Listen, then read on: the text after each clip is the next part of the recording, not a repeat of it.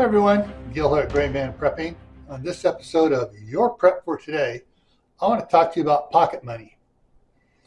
Now some of you are kind of going to go, was he talking about pocket money? And others, you're probably clued into it already.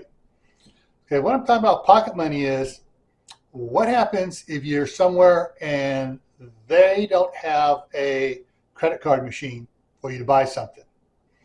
You're at a farmer's market and, oh, they don't have Square or they don't have Venmo. They want cash only.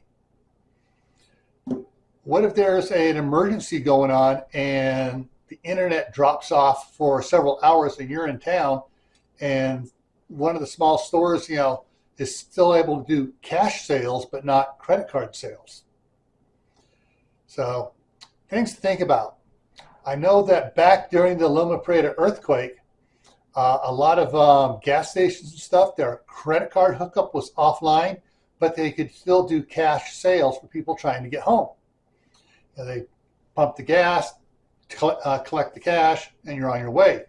But if all you had was a credit card or a debit card, it's like, sorry, we ain't pumping gas for you. We take cash only right now. So that's the reason you need to keep, a couple $100 at least in pocket money.